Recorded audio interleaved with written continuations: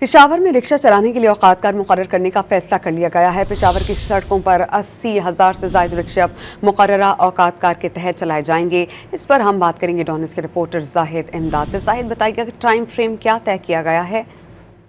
जी बिल्कुल, पेशावर में ट्रैफिक के मसाइल को कंट्रोल करने के लिए कमेटी सूबाई हुकूमत की जानिब से कायम की गई थी, जिस कमेटी को जो तजावीज़ आई है उसमें 3 जो औकात-ए-कार है वो रिक्शे चलाने के लिए मुख्तस करने के हवाले से तजावीज़ आई है। ताहम 3 रंगों में ये रिक्शे तकसीम होंगे।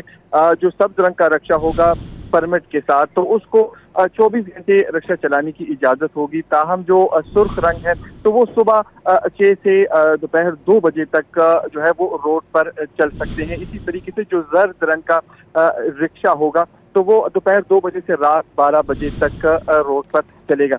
मजमूई तौर पर ये कमेटी को तजावीज़ अरसाल हुई है, जिस पर बाकायदा जो गौर है वो जारी है। मजमूई तौर पर पेशावर में 80,000 के करीब रिक्शे हैं, जिसमें परमिट वाले जो रिक्शे हैं वो 16,000 है। मजमूई तौर पर फैसला जो है पेशावर में ट्रैफिक को कंट्रोल करने के हवाले से किया जा रहा है। ताहम जो कमेटी है इस वक्त इन तजावीज़ पर गौर कर रही है। तौर पर 80,000 जो रिक्शा है पेशावर में इस वक्त सड़कों पर रवा दवा है। जी बहुत शुक्रिया जाहिद।